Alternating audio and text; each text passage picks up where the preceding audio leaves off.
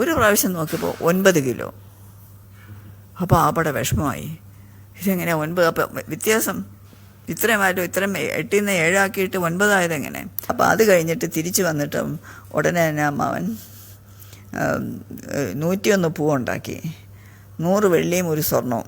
ഉത്രാടം തിരുനാൾ തമ്പുരാൻ എയർപോർട്ടിൽ വെച്ചായാൽ പോലും ജപവും തേവാരവും ഒന്നും മുടക്കില്ല എന്ന് ഡോക്ടർ VS ശർമ്മ, സംസ്കൃത പ്രൊഫസറൊക്കെ ആയിരുന്ന ഡോക്ടർ VS ശർമ്മ ഒരു അഭിമുഖത്തിൽ പറഞ്ഞത് ഞാൻ ഓർക്കുന്നു. അപ്പം അത്ര നിഷ്ഠയായിരുന്നു അദ്ദേഹത്തിന്. അതെ, തീർച്ചയായിട്ടും.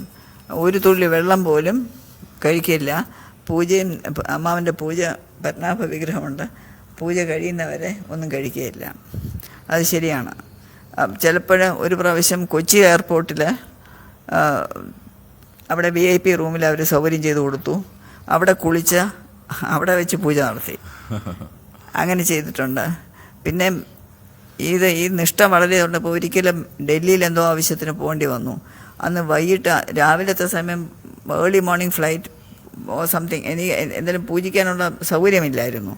അപ്പോൾ അങ്ങനെ വന്നപ്പോൾ വൈകിട്ടാണ് പൂജിക്കാൻ വന്നത്. അപ്പോൾ സന്ധ്യയായപ്പോൾ കുളിച്ച് അവിടെ തന്നെ അശോക ഹോട്ടലായിരുന്നു എന്നാണ് എനിക്ക് തോന്നുന്നത്. അവിടെ കാർപ്പറ്റെല്ലാം മടക്കി ഒരു ടവലെല്ലാം നനച്ച് അവിടെയൊക്കെ തുടച്ച് വൃത്തിയാക്കി പൂജ സാധനങ്ങളെല്ലാം ഒരുക്കിയൊക്കെ വെച്ചിട്ട് പൂവില്ല.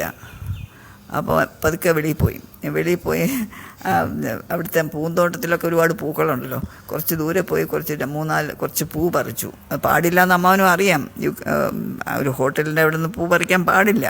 പക്ഷേ പിന്നെ ഒരു ആപ്പൽ ധർമ്മം എന്നൊക്കെ പറഞ്ഞ് അത് പൂ പറിച്ചപ്പോൾ അവിടുത്തെ തോട്ടക്കാരൻ ഗാർഡനർ വന്ന് പിടിച്ചു.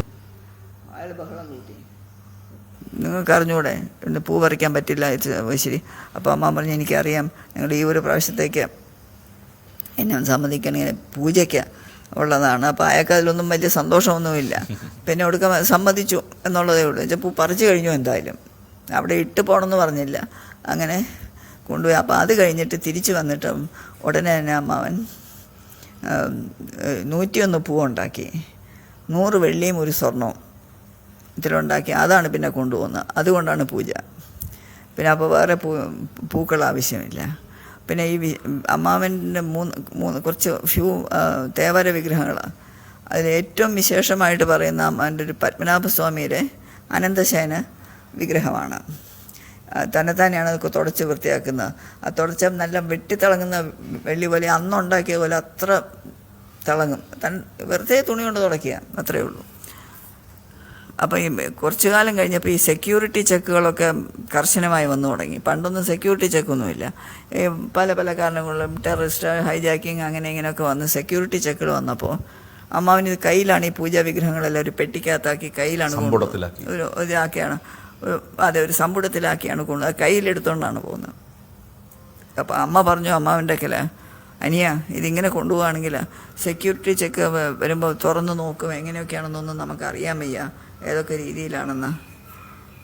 അപ്പോൾ അമ്മാവനും തോന്നിയത് ശരിയാണെന്ന്. അപ്പോൾ ഒരു പെട്ടി ഉണ്ടാക്കി, ആ പെട്ടിക്കകത്ത് ഈ സാധനങ്ങൾ, വിളക്ക്, കിണ്ടി, തട്ടം എല്ലാം വെച്ച് ശരിയാക്കി ചെക്ക് ഇൻ ചെയ്യും. ഫ്ലൈറ്റിൽ ചെക്ക് ഇൻ ചെയ്യും. അല്ലെങ്കിൽ കൈ കൊണ്ടുപോകണമെങ്കിൽ പിന്നെയും ഈ സെക്യൂരിറ്റി ചെക്കിൻ്റെ പ്രശ്നം വരും, അതുകൊണ്ട് ചെക്ക് ഇൻ ചെയ്യും.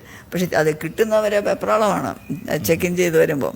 അപ്പോൾ അങ്ങനെ ചെക്ക് ഇൻ ചെയ്യാനായിട്ട് എടുത്തപ്പോൾ അന്ന് ഇതെല്ലാം കൂടെ എടുത്ത് വെയിറ്റിൻ്റെ പ്രോബ്ലം ഉണ്ടല്ലോ. അന്ന് 7 കിലോ ആയിരുന്നു എല്ലാം കൂടെ ചേർന്ന്, ഈ പെട്ടി ഉൾപ്പെടെ എല്ലാം കൂടെ ചേർന്ന് 7 കിലോ. പിന്നെ കുറച്ച് കാലം കഴിഞ്ഞിങ്ങനെ പോയിക്കൊണ്ടിരുന്നു. ഒരിക്കൽ നോക്കിയപ്പോൾ ആരോ പറഞ്ഞു 8 കിലോ ആണെന്ന്. അപ്പോൾ അമ്മ പറഞ്ഞത് തെറ്റിപ്പോയി, 7 കിലോയേ ഉള്ളൂ, അല്ല 8 കിലോ. തിരിച്ചു വന്ന അമ്മ വെയിറ്റ് മെഷീനിലൊക്കെ നോക്കിയപ്പോൾ ശരിയാണ് 8 കിലോ ആണ്. അപ്പോൾ ആദ്യം തെറ്റിയിരിക്കും, ആദ്യം പറഞ്ഞ് അവരെടുത്ത് തെറ്റിയിരിക്കുമെന്ന് പറഞ്ഞ് എന്തൊക്കെയോ ചില തട്ടമോ വെളുക്കമോ ഒക്കെ മാറ്റി 7 കിലോ ആക്കി. അങ്ങനെ കുറച്ച് കാലം അങ്ങനെ പൊയ്ക്കൊണ്ടിരുന്നു. ഒരു പ്രാവശ്യം നോക്കിയപ്പോൾ 9 കിലോ. അപ്പോൾ ആപ്പടെ വിഷമമായി, ഇതെങ്ങനെ 9? അപ്പം വ്യത്യാസം ഇത്രയുമായിട്ടും ഇത്രയും 8 നിന്ന് 7 ആക്കിയിട്ട് 9 ആയതെങ്ങനെ? അപ്പോൾ അമ്മാവൻ കൽക്കട്ടയിൽ പോകുമായിരുന്നു. കൽക്കട്ടയിലെ അമ്മാവൻ്റെ ഗുരു ആനന്ദമായി അമ്മയാണ്, ബംഗാളിലെ ഒരു ഗുരുവാണ്, അമ്മാവൻ്റെ ഗുരുവാണ്. അപ്പോൾ അമ്മാവൻ ആനന്ദമായി അമ്മയെ കാണാൻ പോകുന്നത്. അവിടെ പോയി അമ്മേരൊക്കെ പറഞ്ഞു, ഈ സംഭവം പറഞ്ഞു. അപ്പോൾ പറഞ്ഞു, ബേട്ടാ നാളെ ആ വിഗ്രഹം ഇങ്ങെടുത്തുകൊണ്ട് വരുമെന്ന് പറഞ്ഞു. അപ്പോൾ പിറ്റേ ദിവസം അമ്മാവൻ പോയപ്പോൾ ഈ വിഗ്രഹം കൊണ്ടുപോയി അമ്മേരെ കൈ കൊടുത്തു. അമ്മ അത് വെച്ചുകൊണ്ടിരിക്കുന്ന ഫോട്ടോ നമ്മുടെ തേവാരപ്പരയിലുണ്ട്, ആ വിഗ്രഹം കൈവച്ചുകൊണ്ടിരിക്കുന്നത്.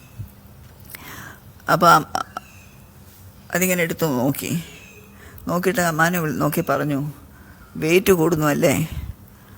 ഒരു ദേവന് മനുഷ്യന് ആഹാരം കഴിക്കുമ്പോൾ വെയിറ്റ് കൂടുന്ന പോലെ ദേവനുള്ള ആഹാരം നിവേദ്യമല്ല, ശ്രദ്ധയും ഭക്തിയുമാണ്. ആ ശ്രദ്ധയും ഭക്തിയും ശരിക്കും കിട്ടുമ്പോൾ ദേവന് പുഷ്ടി വരും. ഈ ഇപ്പം കണ്ട ഈ വെയിറ്റ്, ഈ വിഗ്രഹത്തിന് വെയിറ്റ് കൂടുകയാണ്. അങ്ങേരെ ശ്രദ്ധ, അങ്ങേരെ ഭക്തി അത്ര ആയതുകൊണ്ട് വിഗ്രഹം തന്നെ വെയിറ്റ് കൂടുകയാണ്. അത് അത്ഭുത വിഗ്രഹമാണ് ശരിക്കും.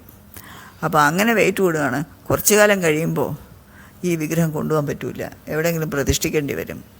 അമ്മാവൻ കാലി വീണ് നമസ്കരിച്ച് പറഞ്ഞു, ജീവിച്ചിരിക്കുന്നിടത്തോളം കാലം എനിക്കിത് പൂജിച്ചേ പറ്റൂ. അങ്ങനൊരു സ്ഥിതിവിശേഷം വരാൻ പാടില്ല. അതെന്തെങ്കിലും ചെയ്ത് അതില്ല, അങ്ങനൊരു സംഭവം വരാൻ പാടില്ല. അമ്മ ഒന്നും പറഞ്ഞില്ല, മറുപടി ഒന്നും പറഞ്ഞു. അമ്മ ഒന്ന് ചിരിച്ചു, അത്രയേ ഉള്ളൂ. പക്ഷെ പിന്നെ വെയിറ്റ് കൂടിയിട്ടില്ല. ടോട്ടൽ എല്ലാം കൂടെ 9 നിന്നു, പിന്നെ വെയിറ്റ് കൂടിയിട്ടില്ല. ആ വിഗ്രഹം ഇപ്പോൾ വല്യമ്മാവൻ്റെ ദേവാലയവും ഇളയമ്മാവൻ്റെ ദേവാലയവും രണ്ടും പത്മനാഭസ്വാമി ക്ഷേത്രത്തിൽ തെക്ക് വശത്ത് വലിയ ഗണപതി ഹോമപ്പേരിൽ അടുത്ത ഇതിൽ രണ്ടുമുണ്ട്. അതുകൊണ്ട് ആ ദേവാലയത്തിൽ തന്നെയാണ് നമ്മുടെ ശബരിമലയിലെ വിഗ്രഹം അടിച്ചു പൊട്ടിച്ചപ്പോൾ വേറെ വിഗ്രഹം വേണ്ടി വന്നു. താഴ്മൺ തന്ത്രിയാണ് ശബരിമല തന്ത്രി. അദ്ദേഹം ഇവിടെ വരികയായിരുന്നു. വന്ന് അമ്മുമ്മയും അമ്മാവനെയും മഹാരാജാവിനെയും രണ്ടുപേരെയും കണ്ടു, ഈ വിഷയം അവതരിപ്പിച്ചു. അപ്പോൾ അമ്മൂമ്മ പറഞ്ഞു, എൻ്റെ അറിവിൽ ഏറ്റവും ഉത്തമമായിട്ടൊരു വിഗ്രഹം ഞാൻ കണ്ടിട്ടുണ്ട്, അതെൻ്റെ മകൻ്റെ തേവാരത്തിലുണ്ട്, അതൊന്ന് നോക്കുന്നോ എന്ന് ചോദിച്ചു.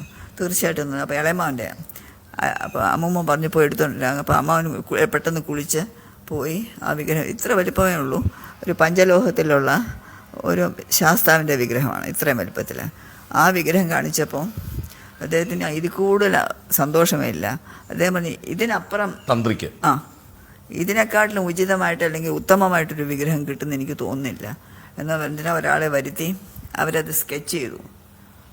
ആ വിഗ്രഹം സ്കെച്ച് ചെയ്ത് ആ സ്കെച്ച്, ഈ വിഗ്രഹമാണ് മോഡൽ. അവിടെ ഉള്ള പിന്നെ ഇത് ഇത്രയേ ഉള്ളൂ, മറ്റേ എത്രയോ വലിപ്പം കൂട്ടിയാണ് അവിടെ ഈ ശബരിമലയിലിരിക്കുന്ന ആ വിഗ്രഹം. അതിൻ്റെ ബേസ് മോഡൽ ഈ വിഗ്രഹമാണ്. അതിപ്പോഴും അമ്പലത്തിനകത്ത് ഈ ഇതിൻ്റെ എല്ലാത്തിൻ്റെ കൂടെ തന്നെയാണ്. പട്ടംകൊട്ടാരത്തിലിരുന്നു. അത് പിന്നെ മഹാരാജാവ് നാട് നീങ്ങിയ ശേഷം കഴിഞ്ഞാണ് അങ്ങോട്ട്. അതെ അതെ, അത് അവിടെ തന്നെ അങ്ങോട്ടേക്ക് മാറ്റിയിട്ടുണ്ട്. മറ്റേ പൂവും ഇപ്പോൾ അവിടെ ഉണ്ടോ? ഉണ്ട്, അമ്പലത്തിലുണ്ട്. എല്ലാം പൂജാപാത്രങ്ങളെല്ലാമായിട്ടാണ് കൊടുത്തത്. അതെ.